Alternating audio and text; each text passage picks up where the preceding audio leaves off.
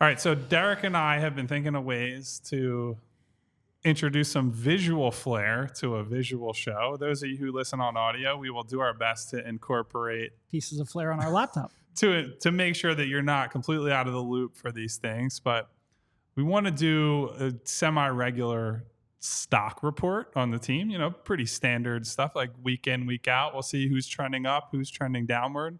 And I decided I was going to make Derek wear a goofy hat in order to do this. So Derek, congratulations on your green accounting visor that you get to wear during this segment. But we are going to do some stock reporting, and you can't even see my face this anymore. Is the most ridiculous thing I've ever seen. Well, look, Derek, we have a couple. Could be worse. Could be worse. Now, I was hoping for different colors for these, but for everyone watching on the stream, that's a stock down, as you can see.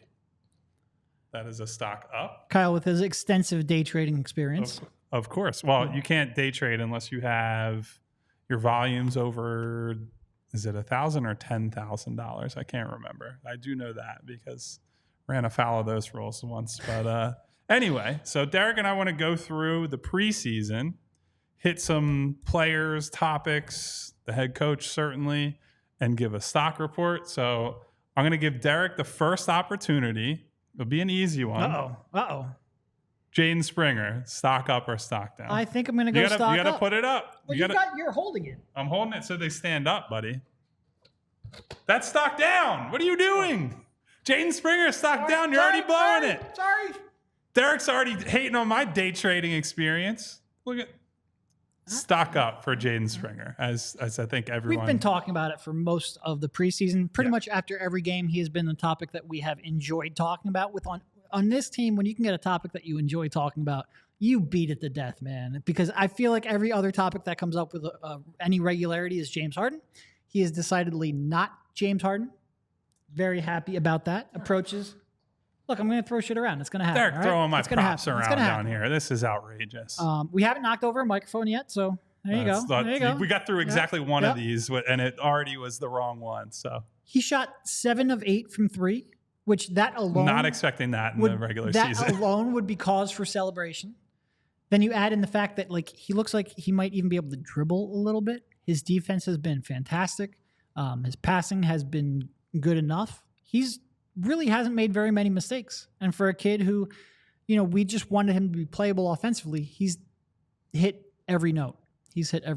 Brian K says Chappelle Show vibes with those hats, and I know the exact thing that he's referring to. There's a segment of the Making the Band episode where they're imitating Ness, and Chappelle's ditty says, "What's hot in the streets, Ness? You just going to sit there and do your taxes?" Papa's trying to really kill me here. I never told any. In fact, I told my brother to sell crypto. I have been out on that for the entire time. Do not besmirch my name. Money Mar with the stock up. Will's loving the hats. Okay, so obviously Jaden Springer stock up. I think on top of the shooting, Derek, as everyone at home and who's listening tomorrow or later this afternoon will agree on. And if you are listening to audio, definitely do not go to YouTube and check out the video of this. Please, for the love of God, just let it only be the live listeners. But his defense has been probably, I don't know if you could say better than expected, because Doc Rivers talked a lot about. I think he's been the best defender on the team. I absolutely agree with you. And seeing him chase guys around screens, and the most impressive part for a young guy is to be able to play aggressive, get in a guy's chest, get all up in a guy's jersey, and not pick up a lot of fouls. And in fact, on a few occasions, he's been so close that guys have tried to rub him off with screens, and he's actually drawn offensive fouls on moving screens on opposing players. Yeah. So to play that physical brand of defense that he's playing, which there's a lot of margin for error, or not a lot of margin for error there, and to come out of that looking as good as he has, I think is super impressive for a 21-year-old kid. No, I think Daniel Ollinger had a segment, like a minute and a half segment. Go find Daryl Morey's Twitter. He retweeted it because every young kid that's playing well, he retweets any praise. Spent the entire season doing it off season doing it with Petrushev. This one I think sticks a little more, but he had a good minute and a half of Springer fighting over screens, and it just stands out so much because there's almost nobody else on his team who excels at it. Even the good defenders, like Melton, even a solid defender like Tobias, they're not good at fighting through screens. So when he really blows them up and just completely, like, they'll be running a high pick and roll with 14 seconds on a shot clock. They'll waste 5 seconds trying to go at Springer on a screen. Next thing you know, you're just trying to get any kind of shot off. Him being able to kill time defensively and take away their primary action is just something this team has so very rarely had. And the fact that he looks like he might be playable offensively enough to allow that to shine, I'm very happy. Okay, so now it's your turn to go to me for some stock advice here. All right, we'll go for it, buddy. Where do you want to go? Go for it. Well, I think we got to go with one negative now. I think one positive. Well, one negative. you can't just, then you're ruining the reveal of the stock, Derek. Come on, you got to just.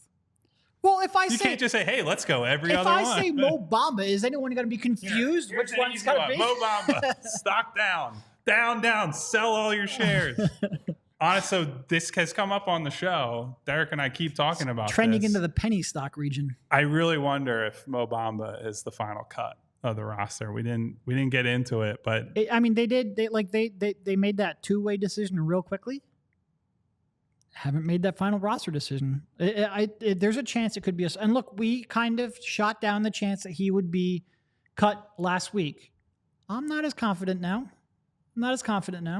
I think he's been so bad that you can't discount any possibility with him. I think even with Trez being out for the year, which is an insane thing to think about. Money Mar absolutely loves this. Oh, Money Mar is hitting the emojis hard here. So we appreciate you, Money Mar. Even with Trez being out, I think Trez's contract giving them a little bit more wiggle room financially on a trade might be the difference between cutting Bamba and cutting him. That doesn't give me any great vibes. No. I don't care Terrible. about saving. Absolutely horrible I vibes. really, there's few things I care less about than saving Josh Harris money. But I think two things with the contract. One, I think it could be a little more helpful. Brian says Mo Bamba stock seeking a bailout. Oh.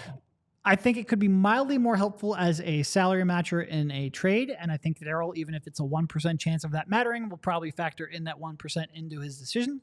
But also, if Josh Harris can be like, hey, there's a chance we might want to get under that tax, and Darryl has to do it, like, even if it pisses me off and should piss anyone else off, it is going to be a factor. And it could be it shouldn't be, but it could be. I don't know. All right, I'm going to ask you. And if that happens, and we'll have stock down on Josh Harris. He won't care because he's doing all right. But stock down on Josh Harris for owning the Commanders in the first place. Yes. Okay, let's see. I'll give you another one that's probably an easy one. Let's say Nick Nurse. Stock up, stock down. We do have a prop, so you do have to use it there. I will say, I don't think we have 6 people that we highlighted. I don't think anyone's going to be left like on the edge of their seat wondering which one. Have some fun, Derek. Come on. All right. Jeez. Pretend you're on the floor at the stock Did I exchange. pick up the right one? There you go. Correct? Nick Stock Nurse. up? Derek says stock up. Yo, be careful with those. It's cardboard. Nothing's going to happen. All right. No, look, he integrated his system into the Sixers, and I think he did that pretty successfully. The way that look, it's only been one game with Joel Embiid, so that's only really one game that matters. But I did like the way they looked, not the shots, not how the way Embiid looked, but how the system looked. And he hasn't yet gone completely ballistic having to deal with the James Harden stuff every day. So about all you could ask for from a coach. Yeah, and I would say you and I think, probably discount how much of an impact a coach has on motivation, right? A lot of times historically we've said if there's something that Doc or Brett shouldn't be blamed for, is Joel up for a game or is so-and-so up for a game. If the coach has to figure that one out, then you're kind of screwed. Yeah, but I will say the overall competitiveness of the team throughout the preseason and in training camp, I think certainly reflects well on Nick Nurse. I think the fact that they've bought into this scrambling, aggressive defense, certainly we saw it against Brooklyn. We saw a little bit of it against Atlanta to end the preseason. And to see Kelly Oubre and Jaden Springer and Danny Green and guys coming in the second unit and playing super hard, even when they're playing in the second halves of preseason games, I think that's a great sign for the overall culture of the team right now. Now, we have to see if it holds up in the regular season, but generally I would say, Derek, if guys are playing hard in the preseason, they're not going to be like, well, now the games matter. I'm going to try less, and we're going to play less aggressive on defense. So there are definitely two aspects which make it easier for this team to buy into Nick Nurse's chaos defense. Yeah. One, that there's like a record number of people on 1-year deals or deals that expire after the season. NBA players want to get paid, newsflash at 11. But also there's just a new coach is always going to get a little bit better, a little more out of guys because they are all fighting for minutes and roster spots, and there's no real preconceived notions coming in. So, yeah, I think this is working out well for him so far. You know, I do think the offense gets a little more difficult if James Harden isn't going to be here. And certainly with a coach like Nick Nurse, who probably didn't have the offensive pieces he wanted for his final few seasons in Toronto, I think he would like to have that as an option. But certainly I think in terms of his defense, this is a team that is surprisingly well built for him. When you take away, you know, George from last year's roster and James from last year's roster, all of a sudden you do actually have some athletes. So we will see. I'm excited to see them defend in the regular season when it matters. We'll take a quick break and we'll get back into the stock report after that. You know whose stock is going through the roof? Well, and you know, Foco. You know, stock up. You know who has better apparel or better accessories than that, better quality? Foco definitely does. Definitely does. Foco is a leading manufacturer of sports and entertainment merchandise with a product line that includes apparel, accessories, toys, collectibles, novelty items, and more. It's the best officially licensed gear for all sports and fandoms, and with it being football and tailgating season, means that overalls, hoodies, hats, sunglasses, bags, everything you need for a game, Foco has. And Foco has hooked PHLY up and provided awesome pieces for our sets. Foco always has our back for Philly sports, and they have yours too. Get the best gear around by using the link in our description. For all non-presale items, use a promo code PHLY for 10% off. And again, if you have any questions, drop them in chat. We are going to finish off. We have a couple more here with the stock up, stock down, but we'll try to get to a question or two if we have time. Whose turn is it to ask a question? I think you asked the last question, correct? Yeah. So I think it is probably up for me.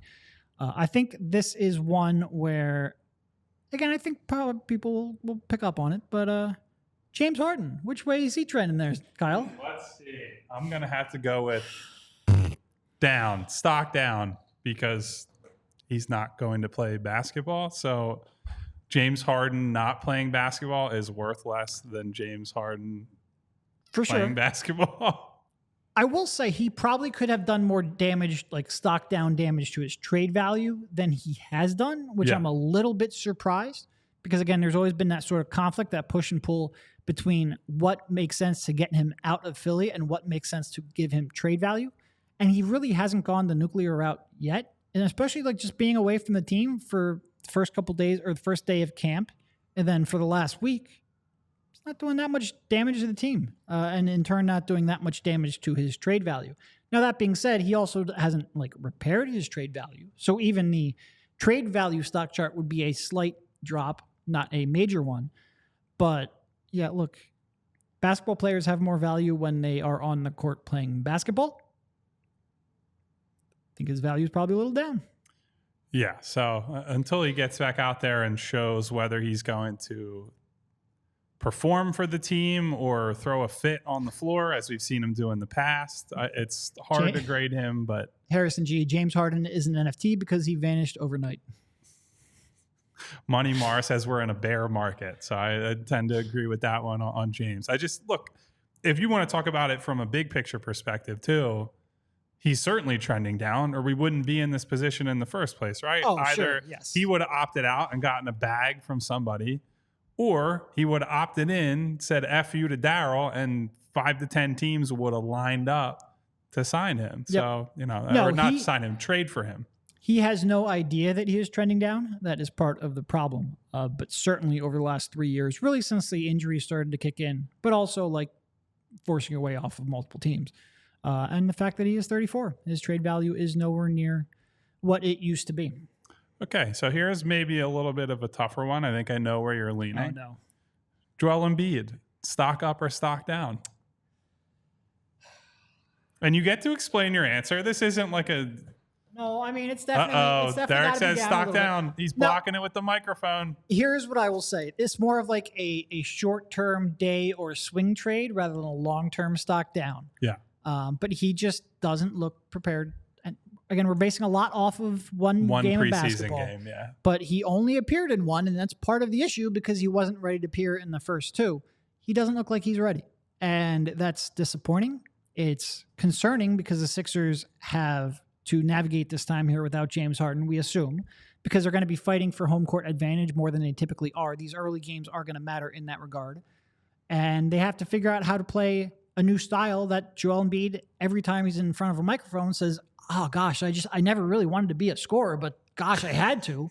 Well, now he has to learn how to play a different style. They need him operating at the top of his abilities. Doesn't look like he is there yet. He might be in a week or 2 or 3, but that week or 2 or 3 is relevant. Yeah.